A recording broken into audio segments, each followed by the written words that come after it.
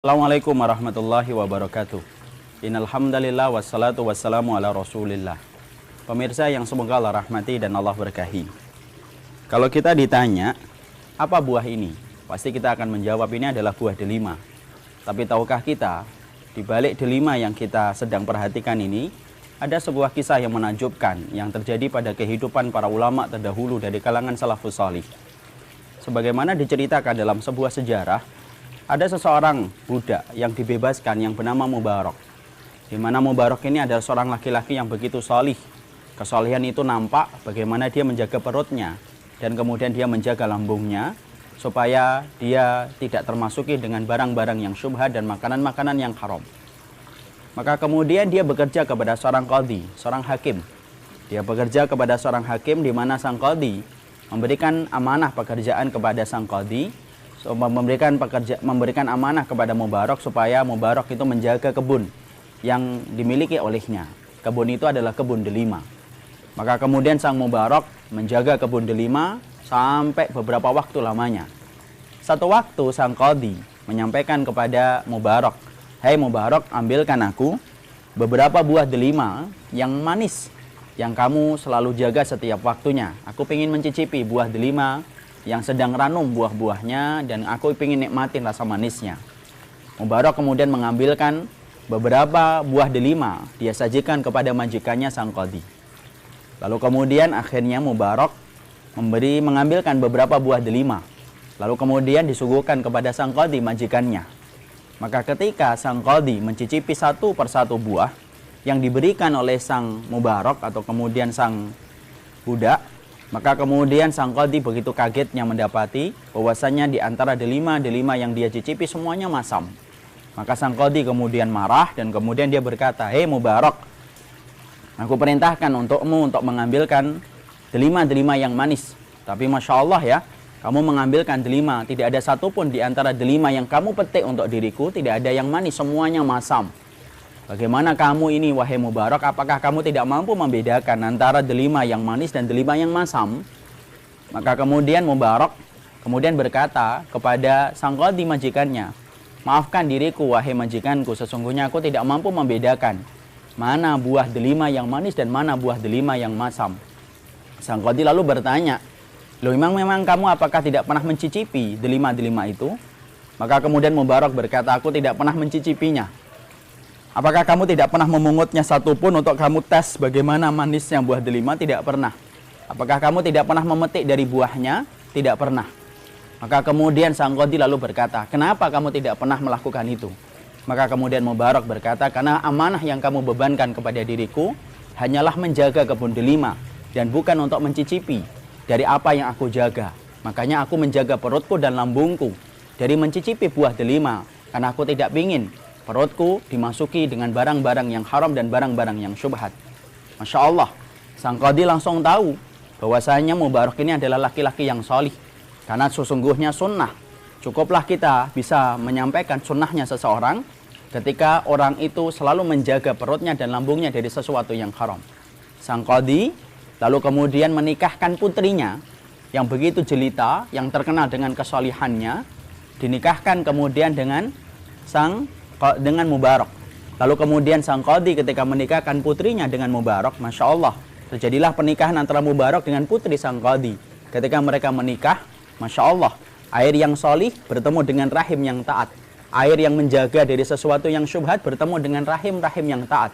Maka lahirlah seorang laki-laki yang luar biasa dalam sejarah yang dikenal dengan Abdullah bin Mubarak.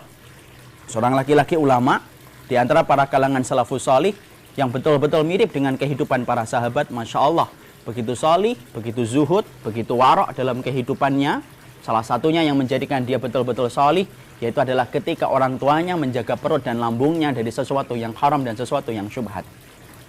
Kisah ini disampaikan oleh para ahli sejarah untuk memberikan pelajaran kepada kita. Masya Allah, sesungguhnya sunnah dan kebenaran tidak akan pernah melekat kepada kehidupan seseorang sampai betul-betul orang yang mengaku dirinya menjalankan sunnah dan mengaku bahwasanya dia berada di atas kebenaran, bahwasanya dia berusaha betul bagaimana menjaga perutnya dan lambungnya dari sesuatu yang haram dan syubhat. Ana dan antum tidak akan berhasil mendapatkan anak yang solih selayaknya Abdullah bin Mubarak Kalau kemudian kita tidak pernah menjaga perut kita dan tidak pernah menjaga lambung kita dari sesuatu yang haram. Karena sesungguhnya kebaikan agama seseorang berbanding lurus dengan apa yang dia masukkan ke dalam mulutnya. Semakin dia bersih, membersihkan apa yang masuk dalam perutnya, maka semakin kemudian bersih pula keturunan-keturunan yang dilahirkan oleh istrinya. Semakin bersih dia menjaga makanan dan minumannya, maka Masya Allah akan semakin sempurna dia ketika dia mendapati dirinya semakin solih dan mendapati dirinya keturunannya itu semakin salih. Perhatikan pula kisah yang disampaikan oleh kemudian Imam Ibnu Qudamah. Ada seorang wanita yang digoda oleh ibunya, di mana wanita ini adalah penjual susu. Lalu ibunya berkata, "Mbok campurkan itu susu itu dengan air supaya keuntungan kita menjadi lebih." Tapi kemudian sang anak berkata kepada ibunya dengan takzim, dengan hormat, "Ibu, kalau kita mencampurkan susu dengan air, maka bagaimana dengan Umar?" Kemudian sang ibu berkata, "Umar tidak akan pernah tahu." Tapi Masya Allah, anak itu kemudian berkata, "Bagaimana dengan robnya Umar?" Masya Allah, Umar bin Khattab yang saat itu ada di luar rumah tersebut ketakutan, gemeter. Dia keluar dari rumahnya, dia membangunkan putranya, yaitu adalah Asim bin Umar. Maka kemudian Umar bin Khattab berkata kepada Asim, "Wahai Asim, nikahi wanita penjual susu itu karena dia adalah seorang wanita yang solihah yang menjaga lambungnya dan perutnya dari sesuatu yang syubhat." Menikah, Masya Allah. Maka di antara keturunannya ada seorang laki-laki yang bernama Umar bin Abdul Aziz.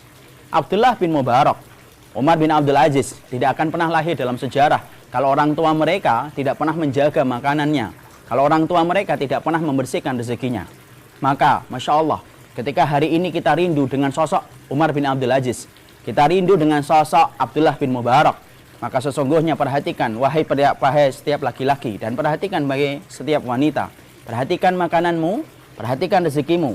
Semakin bersih makananmu, semakin bersih kemudian rezekimu, semakin mudah kamu akan mensolihkan dirimu dan semakin solih keturunan-keturunan kita.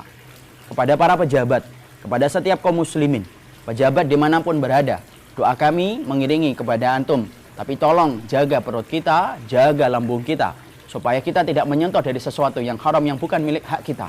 Karena sesungguhnya kalau kita berani mengambil sesuatu yang haram, berani menyentuh yang syubhat, apa yang kita korbankan tidak pernah sebanding dengan apa yang kita dapatkan. Dunia, sebanyak apapun kamu dapatkan, dunia itu hanya tempat kita untuk meninggal, bukan tempat untuk tinggal. Tapi Masya Allah, sebanyak apapun dunia yang kamu dapatkan, kalau kamu meninggal, kamu akan dihisap atas semua harta itu. Karena dunia, kalau halal, hisapnya panjang. Kalau kemudian syubhat dan haram, adabnya pedih. Bersihkan duniamu, bersihkan rezekimu, supaya kita lahir kembali sosok Umar bin Abdul Aziz, lahir kembali sosok Abdullah bin Mubarak. Ketika Abdullah bin Mubarak, orang tuanya menjaga delima yang haram saja, menjaga delima yang haram. Tapi Allah menghasilkan kepadanya seorang keturunan untuk Mubarak dengan seorang laki-laki hebat yang bernama Abdullah bin Mubarak. Semoga saya, semua ikhwan, semuanya mereka adalah menjaga perut dan lambungnya. Siapapun saudara kita, pejabat ataupun tidak pejabat, mari kita jaga perut kita dari sesuatu yang haram. Sesungguhnya kita akan mendapati kesalihan. Sunnah adalah orang yang senantiasa menjaga mulutnya dari sesuatu yang haram dan syubhat. Barakallahu fikum wa sallallahu ala nabiyyina Muhammad walhamdulillahi rabbil alamin. Assalamualaikum warahmatullahi wabarakatuh.